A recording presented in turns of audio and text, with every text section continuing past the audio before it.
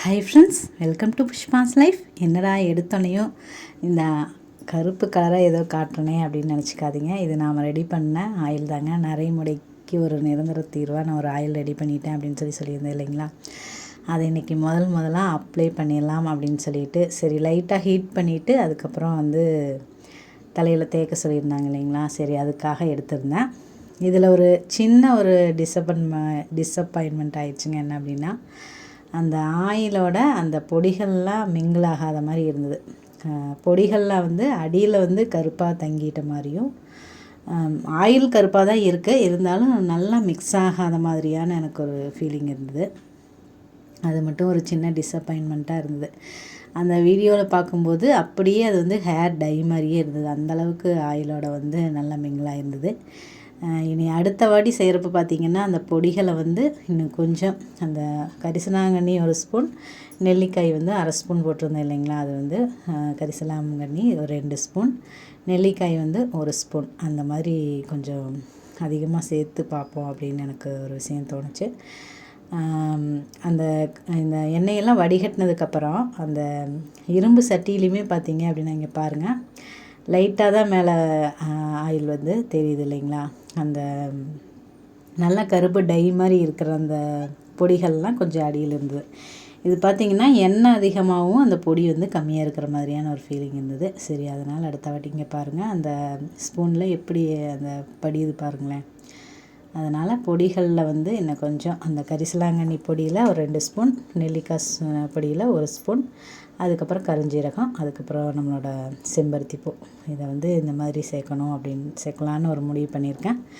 சரி பார்ப்போம். இது ஒன்று காலையில் எழுந்திரிச்சோன்னையும் கொஞ்சம் இதாக இருந்ததுங்க. இப்போது டை எல்லாம் அடித்தோம் அப்படின்னா, அந்த டை பண்ணோன்னையுமே அந்த கலர் அப்படியே மாறி கருப்பாக இருக்கும், பார்க்குறக்கு நல்லாயிருக்கும். ஆனால் இது பார்த்திங்கன்னா, எங்கள் வீட்டுக்காரர் சொன்னார், இதை செஞ்சதுக்கப்புறம் நான் ஃபீல் பண்ணிகிட்டு இருந்தேன். ஏங்க இது உடனடியாக கருப்பாக தெரியல, இப்போதைக்கு வெள்ளை வெள்ளையாக தெரியுது, அது வரைக்கும் எல்லோரும் கிண்டல் பண்ணுவாங்களே, என்னங்க பண்ணுறது அப்படிங்கிற மாதிரி சொல்லியிருந்தேன். எந்த ஒரு நேச்சுரல் இதாக இருந்தாலுமே ஒரு 6 மாதமாவது நம்ம யூஸ் பண்ணோம் அப்படின்னா தான் அதுக்குண்டான ஒரு ரிசல்ட் கிடைக்கும் அப்படின்னு சொல்லியிருந்தாங்க. சரின்ட்டு நானும் இந்த டையெல்லாம் யூஸ் பண்ணும்போது பார்த்திங்கன்னா, அந்த டையில் நான் சூப்பர் வாஸ்மல்னு சொல்லிட்டு ஒரு ஆயில் மாதிரி தான், அது போட்டு ஒரு 2 மணி நேரமோ இல்லை 4 மணி நேரமோ கழித்து வாஷ் பண்ணிக்கிற மாதிரி. அது போடுறதுக்கு முன்னாடியும் நம்மளோட தலை ஹேர் எண்ணெய் இல்லாமல் இருக்கணும். அந்த மாதிரி நம்ம இருக்கும்போது பார்த்திங்கன்னா, அது போடும்போது தலையெல்லாம் அப்படி வலிக்கிற மாதிரி இருக்கும். ஹேரெல்லாம் பார்த்திங்கன்னா அப்படி ஒரு வலியாக இருக்கிற மாதிரி இருக்கும். அப்புறம் தலை முடியுமே பார்த்திங்கன்னா ஒரு சாஃப்ட்னஸ் இல்லாமல் கொஞ்சம் நரன்னு இருக்கிற மாதிரி இருக்கும். தலையில் ஏதோ இது சொல்லுவாங்கள்ல, ஒரு விக்கு வச்ச மாதிரியான ஒரு ஃபீலிங்காக இருக்கும் தலை செய்யும்போது. ஆனால் அந்த மாதிரி ஃபீலிங் இல்லை. இப்போ பார்த்திங்கன்னா தலைமுடியெல்லாம் அப்படி ஒரு சாஃப்ட்னஸ்ஸாக இருக்குது. அந்த இதை விட்டதுக்கப்புறம் தான் ஒரு சாஃப்ட்னஸ்ஸாக இருந்தது. அதுக்கப்புறம் ஃபஸ்ட்டு இன்றைக்கி காலையில் ஒரு 4:30 எழுந்திரிச்சாச்சுங்க. எழுந்தோன்னையுமே இந்த வேலைகள்லாம் செய்யணும் அப்படின்னு தான் தோணுச்சு. அதனால் ஹேர் ஆயில் அப்ளை பண்ணிவிட்டு அதுக்கப்புறம் மல்லிகைப்பூ வாங்கி வச்சதோடு சரி, நைட்டு நல்லா அப்படி ஒரு தூக்கங்க.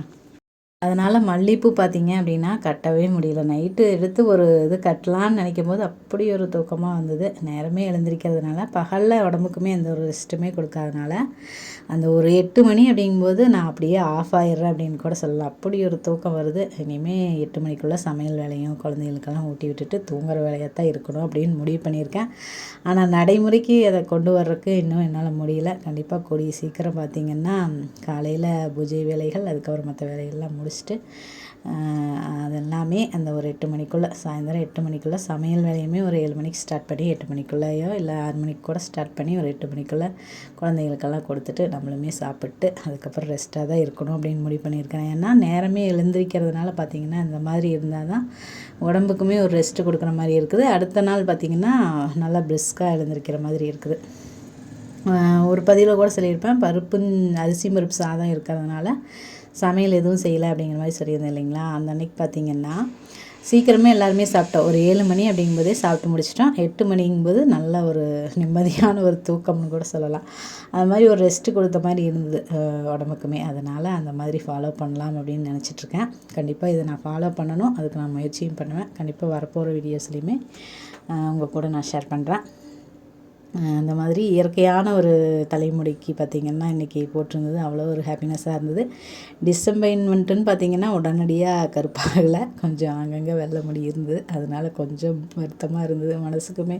இனி பார்க்குறவங்க முதல் மாதிரியே இதுவரைக்கும் அந்த ஹேர் ஆயில் யூஸ் பண்ணும்போது டை மாதிரி அது யூஸ் பண்ணும்போதெல்லாம் யாரும் எதுவும் சொல்ல, நமக்குமே கண்ணாடி பார்க்கும்போது கொஞ்சம் நல்லா இருந்த மாதிரி இருந்தது. ஆனால் வந்து தலைமுடிக்கும் சரி நம்மளுக்கும் சரி கொஞ்சம் தலைவலி வர்ற மாதிரியான ஒரு அன்கம்ஃபர்டபுளாகவும் இருந்தது. ஆனால் இருந்தாலுமே பார்க்குறவங்களுக்கு ஒரு பதில் சொல்ல வேண்டியதில்லை, நம்மளுக்குமே கண்ணாடியில் பார்க்கும்போது நல்லா இருந்தது. ஆனால் பார்த்திங்கன்னா இப்போ அது மட்டும் கொஞ்சம் மிஸ்ஸிங். இருந்தாலும் ஒரு கூடிய சீக்கிரத்தில் கண்டிப்பாக ஒரு நல்ல ஒரு மாற்றம் கிடைக்கும். நாம் நம்புவோம், நம்பிக்கை தானே வாழ்க்கை, அதனால் நம்புவோம். இப்படியுமே பார்த்து பழகட்டுமே, எத்தனை பேர் யார் என்ன சொல்கிறாங்கன்னு பார்ப்போமே. அதை தானே சொல்ல செய்வாங்க, வேறு என்ன சொல்ல செய்வாங்க. நம்மளை வந்து ரெகுலராக பார்க்க ஆரம்பிச்சிட்டாங்கன்னா அவங்களுக்குமே பழகி போயிடும் அப்படின்னு மனசை தேத்திக்கிட்டேங்க. அப்படி தான் சொல்ல முடியும், வேறு என்ன பண்ண முடியும். அந்த இயற்கையான விஷயங்கள் தான் நம்மளுக்கு ஒத்து வருது. மற்றபடி நம்ம செயற்கையான இதெல்லாம் நம்மளுக்கு கொஞ்சம் தலைவலியாக இருக்குது. அதனால் அதை விட்டுடலாம் அப்படின்னு ஒரு முடிவுக்கு வந்தாச்சு. என்ன ஆனாலும் இயற்கையான வழியில் போய் என் முடி எப்படி வளருது அப்படிங்கிறத பற்றி கண்டிப்பாக உங்க கூட ஷேர் பண்ணுறேன்.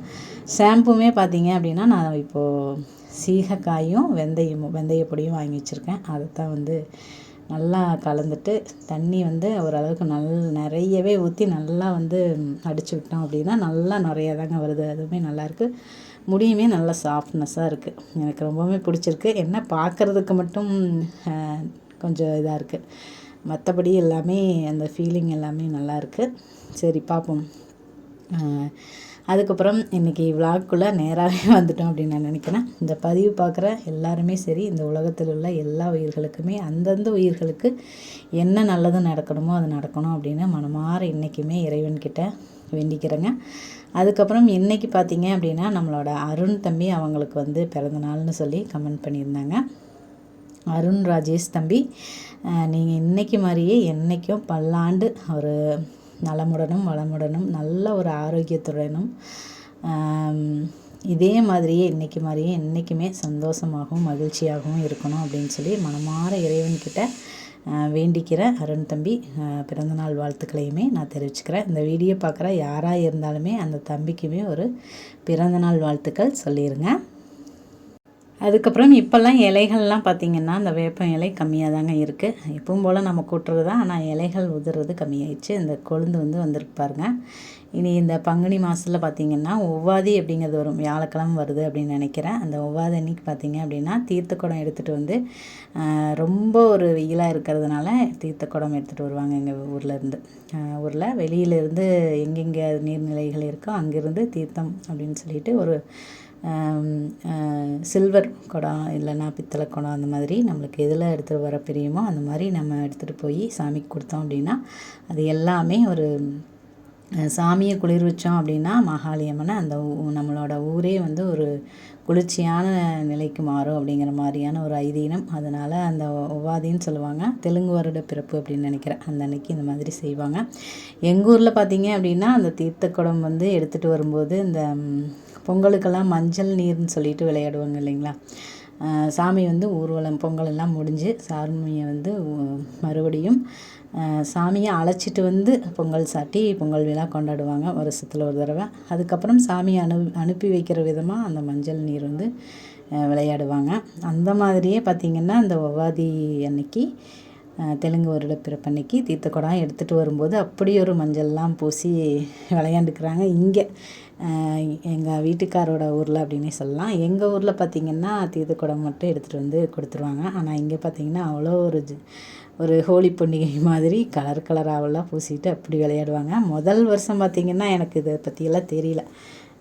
எங்கள் மாமனார் வந்து சின்ன மாமனார் தீர்த்த குடம் எடுத்துகிட்டு வந்திருக்காங்க. அதனால் அதை வந்து ஊர் சுற்றி கொண்டு வருவாங்க. அந்த மாதிரி கொண்டு வரணும்னு சொல்லி எங்கள் கையில் கொடுத்துட்டாங்க. என்கிட்டையும் என்னோடய மச்சாண்டார் சம்சாரம் அவங்களும் நாங்கள் அப்போ வரும்போது பார்த்திங்கன்னா இந்த மாதிரி விளையாடுவாங்கன்னே எங்களுக்கு தெரியல. விளையாடியும் பழக்கம் இல்லை அந்த மஞ்சள் மாதிரிலாம். அவங்கெல்லாம் இப்போ நம்மளுக்கு அத்தை பொண்ணா யாராவது இருக்கிறாங்கன்னா பெண்களுக்கு பெண்களே கூட பூசி அந்த மாதிரியெல்லாம் விளையாண்டுட்டாங்க.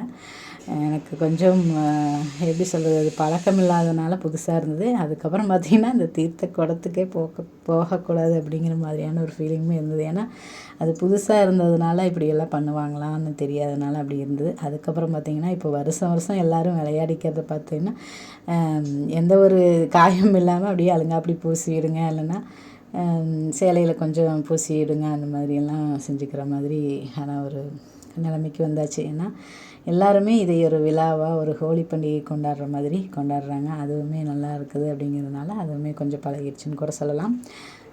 ஆனால் முடிஞ்சளவு பார்த்திங்கன்னா கடைசியாக மாகாளி அம்மனுக்கு தீர்த்தம் கொண்டு வரும்போது தான் பார்த்திங்கன்னா நாங்கள் வந்து போய் ஜாயின் ஆயிரும். ஏன்னா அது பழகினது பழக்கம் இல்லை அப்படிங்கிறதுனால கொஞ்சம் அந்த மாதிரி தான் செஞ்சிட்ருக்கோம்.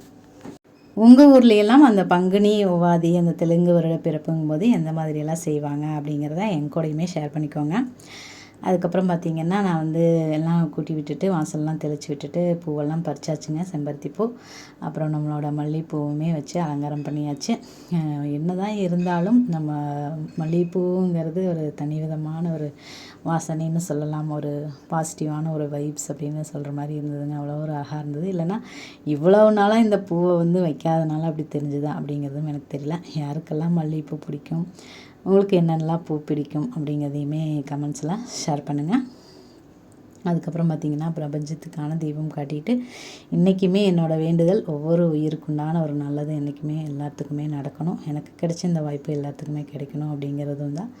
அதுக்கப்புறம் நம்மளோட சிவபெருமானுக்கான ஒரு நன்றி, பிரபஞ்சத்துக்கான நன்றி, அதுக்கப்புறம் நம்மளோட ஆஞ்சநேயர், முருகர், அதுக்கப்புறம் எங்கள் ஊரில் இருக்கிற திருமுருகநாத சுவாமி, அதுக்கப்புறம் ஆஞ்சநேயர், பெருமாள்.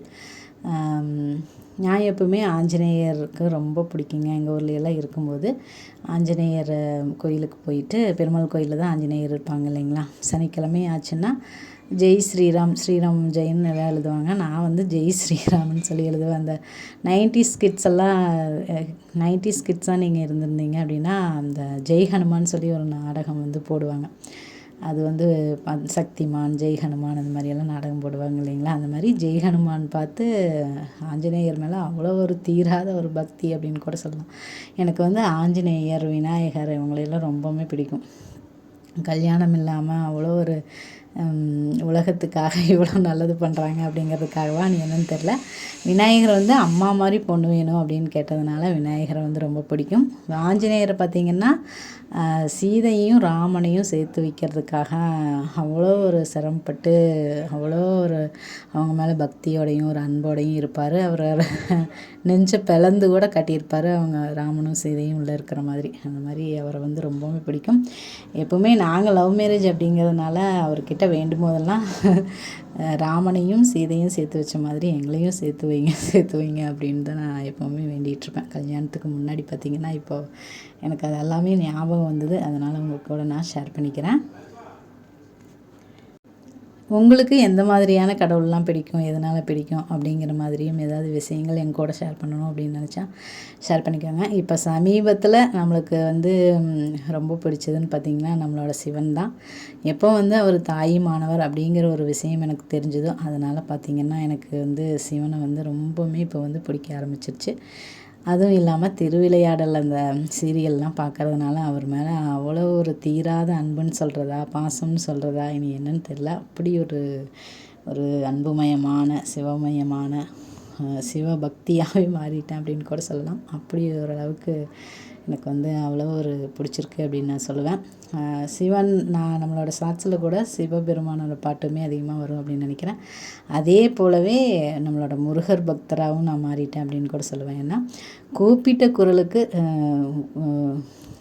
செவி சாய்ப்பவர் அப்படிங்கிற மாதிரி கூட சொல்லியிருந்தாங்க. அதாவது எனக்கு சரியாக அந்த விஷயங்கள்லாம் என்னன்னு தெரியல. ஆனால் சொல்கிறேன் என்ன அப்படின்னா, அவர் வந்து யாரோ ஒருத்தங்க கூப்பிட்டாங்க அப்படின்னோனையும் கூப்பிட்டனவே திரும்பி பார்த்து அருள் புரிஞ்சார் அப்படிங்கிற மாதிரியான ஒரு இது. அது எனக்கு சரியாக தெரியல. உங்களுக்கு யாருக்காவது தெரிஞ்சது அப்படின்னாலும் கூட சொல்லுங்கள், நானுமே தெரிஞ்சுக்கிறேன். அந்த மாதிரி கூப்பிட்ட உடனே திரும்பி அவரோட வேலைகள்லாம் விட்டு திரும்பி பார்ப்பாராமா. அந்தளவுக்கு பார்த்திங்கன்னா அவ்வளோ ஒரு கருணையோடு இருக்கிறாரு அப்படிங்கிற விஷயமெல்லாம் கேள்விப்படும்போது எனக்கு முருகரையுமே ரொம்பவுமே பிடிச்சிருந்தது.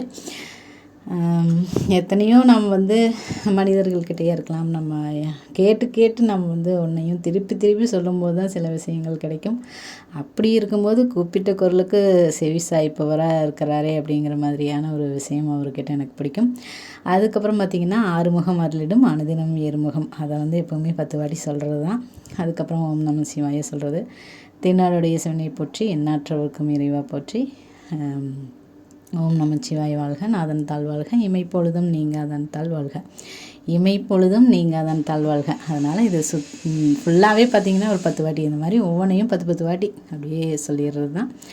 அதுக்கப்புறம் உங்களுக்கு வந்து பண பிரச்சனையெல்லாம் நீங்கணும், அதாவது கடன் பிரச்சனை நீங்கணும் அப்படிங்கிறத விட பணம் உங்கள் கிட்டே சேரணும், செல்வம் உங்கள் கிட்டே சேரணும் அப்படிங்கிற மாதிரியான ஒரு விஷயம் உங்களுக்கு வேணும் அப்படின்னா, நம்மளோட முருகரை வந்து குருவாய் வருவாய் அருள்வாய் குகனே அப்படின்னு சொல்லுங்கன்னு நம்மளோட தேசமங்கையர்கரசி அம்மா சொல்லியிருந்தாங்க. இப்போ நிறைய பேர் நிறைய பதிவுகள்லையே பார்த்தீங்க அப்படின்னா, செல்வம் சேரணும் பணம் சேரணும் அப்படின்னு நினச்சிங்கன்னா இந்த வரிகளை சொல்லுங்கள் அப்படின்னு சொல்கிறாங்க.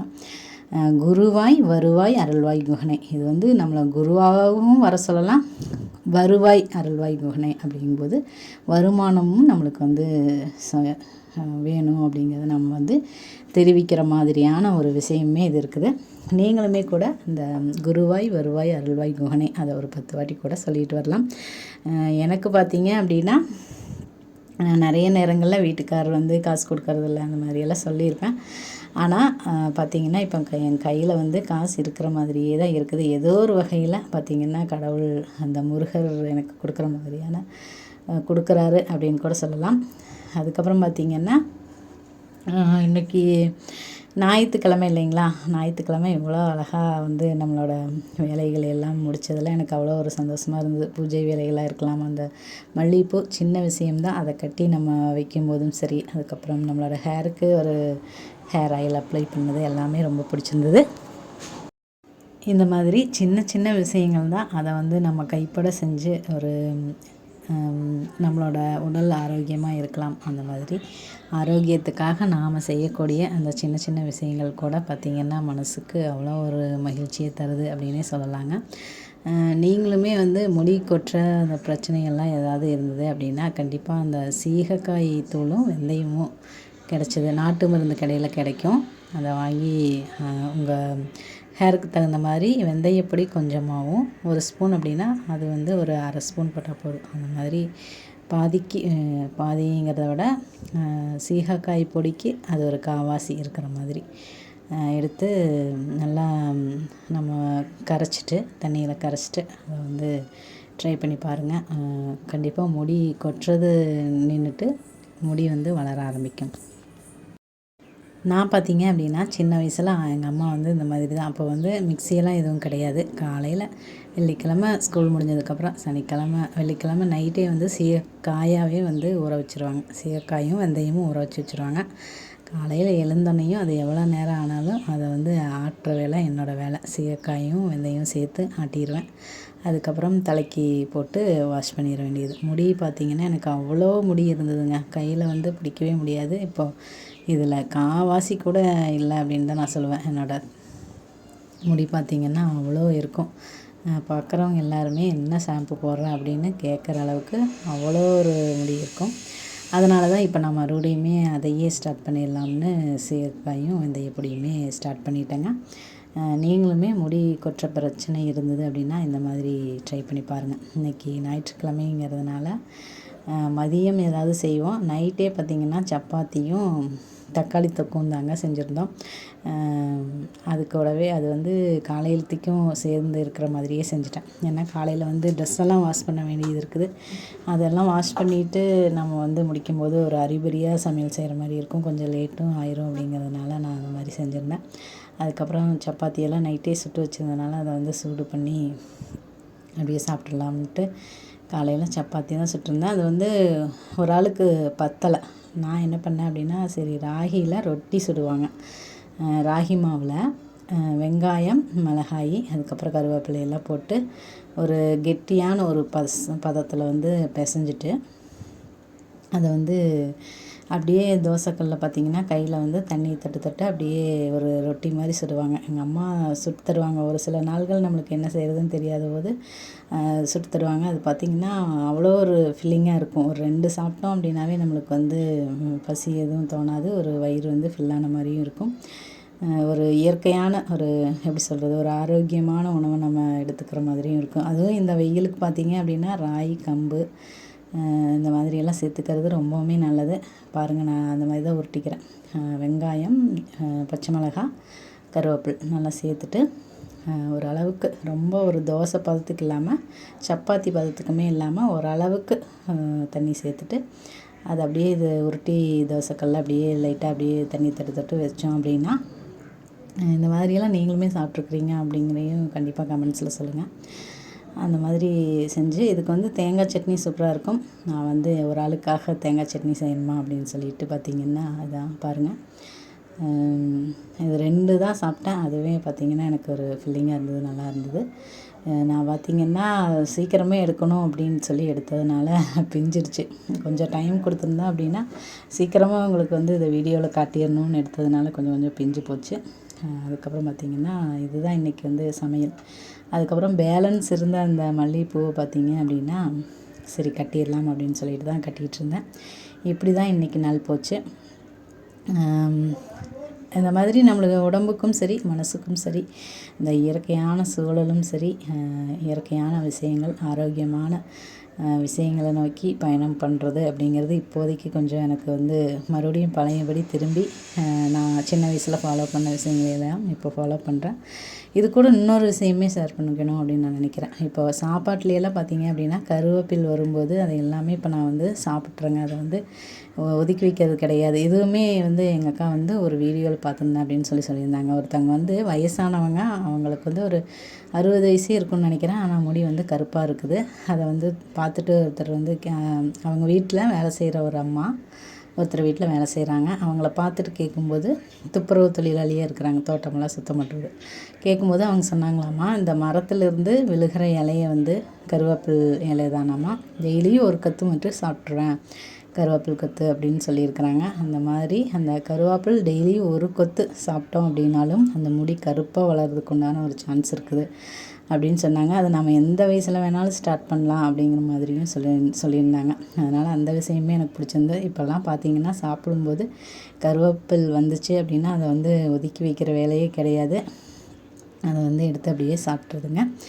சரி, இன்றைக்கி வந்து நிறைய விஷயங்கள் உங்கள் கூட ஷேர் பண்ணிட்டேன் அப்படின்னு நினைக்கிறேன். நிறைய நீங்கள்லாம் பிறந்தநாள்லாம் எப்படி கொண்டாடுவீங்க, அருண் தம்பியை பற்றியும் சொல்லியிருந்தேன். நீங்கள்லாம் எப்படி செலிப்ரேட் பண்ணுவீங்க அருண் தம்பி, அப்புறம் இந்த வீடியோ பார்க்குற யாராக இருந்தாலும் உங்களோட பிறந்தநாளை எப்படியெல்லாம் செலிப்ரேட் பண்ணுவீங்க அப்படிங்கிறதையும் கண்டிப்பாக என் கூட ஷேர் பண்ணுங்கள். நான் கல்யாணத்துக்கு முன்னாடியெல்லாம் பார்த்தீங்க அப்படின்னா அன்பு ஒரு +2 அந்த மாதிரி படிக்கிறப்பன்னு தான் நினைக்கிறேன். அதிலிருந்து பார்த்திங்க அப்படின்னா அன்பு இல்லாமல் அந்த மாதிரி ஒரு டொனேஷன் மாதிரி என்னால் முடிஞ்சது ஒரு 1000 ரூபாயோ 1500 அந்த மாதிரி கொடுக்குற மாதிரி பார்த்துட்டு இருந்தேங்க. எனக்கு வந்து அதில் ஒரு ஆர்வம் இருந்தது. இப்போ கொஞ்சம் என்னால் செய்ய முடியல. அது எங்கே இருக்குது அப்படிங்கிறது எனக்கு தெரியல. அதனால் என்னால் செய்ய முடியல. கண்டிப்பாக அந்த மாதிரியான விஷயங்களுமே செய்யணும்னு நான் ஆசைப்பட்றேன். அதுக்கப்புறம் இன்றைக்கி பார்த்திங்கன்னா இன்றைக்கி நான் தாங்க சமையல் செஞ்சுருந்தேன். எப்போவும் வீட்டுக்காரர் தான் சமையல் செய்வார். இன்றைக்கி அவங்களுக்கு வந்து வாடகைக்கு வேலை இருக்குது அப்படின்னு சொல்லிட்டு ஆட்டோ தானே ஓட்டுறாரு, அதனால் வாடகைக்கு போகிறேன்னு சொல்லி கிளம்பிட்டாங்க. மட்டன் குழம்பு தான் நான் தான் வச்சேன். இன்றைக்கி நல்லா வச்சிடணும் அப்படின்னு சொல்லி வச்சுருந்தேன். உண்மையாலுமே நல்லா தான் இருந்தது. இன்றைக்கி பார்த்திங்கன்னா மட்டன் குழம்பு, சாப்பாடு, அதுதாங்க செஞ்சுருந்தேன். எப்படின்னா மட்டன் மசாலா அது சேர்த்து, அதுக்கப்புறம் பார்த்திங்கன்னா எப்பவும் போல் நம்ம வரமல்லி மிளகெல்லாம் பார்த்திங்கன்னா அந்த மட்டன் மசாலா சேர்க்கறதுனால வரமல்லி மிளகு இதெல்லாமே கொஞ்சம் கம்மியாக போட்டுட்டு எப்பவும் போடுறதுலையே ஒரு பாதி அளவு மட்டும் சேர்த்துட்டு மிச்சம் பார்த்திங்கன்னா மட்டன் மசாலா சேர்த்துட்டேங்க. வரமல்லி, சீரகம், மிளகு, வரமிளகாய், அது கூட சின்ன வெங்காயம், பூண்டு, இஞ்சி இதெல்லாமே கொஞ்சம் கொஞ்சம் அப்படியே சேர்த்துட்டு அதெல்லாம் வறுத்துட்டு தேங்காயும் கொஞ்சம் சேர்த்து அரைச்சி ஒரு கூட்டு மாதிரி அரைச்சிட்டு அதுக்கப்புறம் பெரிய வெங்காயம், ஒரு தக்காளி போட்டு வதக்கி விட்டுட்டு மட்டனையும் போட்டு வதக்கி விட்டுட்டு அதுக்கப்புறம் அந்த கூட்டெல்லாம் ஊற்றுனா நம்மளோட குழம்பு ரெடிங்க. குழம்பு பார்த்திங்கன்னா சூப்பராகவே ரெடி ஆயிடுச்சு. ஒரு அல்டிமேட்டாக இருந்தது அப்படின்னே சொல்லலாம். என்னாலேயே நம்ப முடியல, நல்லா தான் இருந்துச்சு. அதுக்கப்புறம் இந்த வீடியோ உங்களுக்கு யூஸ்ஃபுல்லாகவும் பிடிச்சிருக்கும் அப்படின்னு நான் நினைக்கிறேன். பிடிச்சிருந்ததுன்னா மறக்காமல் ஒரு லைக் பண்ணிடுங்க. ரொம்ப பிடிச்சிருந்தது அப்படின்னா சப்ஸ்கிரைபும் பண்ணிடுங்க. மீண்டும் ஒரு நல்ல பயனுள்ள பதிவுடன் உங்களை சந்திக்கிறேன். அதுவரை உங்களிடமிருந்து விடைபெறுவது நான் உங்களுடைய அன்புள்ள தோழி புஷ்பா. இந்த வாழ்க்கை நமக்கும் நம்மளை சுற்றி இருக்கிறவங்களுக்கும் மகிழ்ச்சியவே தரட்டுங்க. தேங்க்ஸ் ஃபார் வாட்சிங் ஃப்ரெண்ட்ஸ். தேங்க்யூ.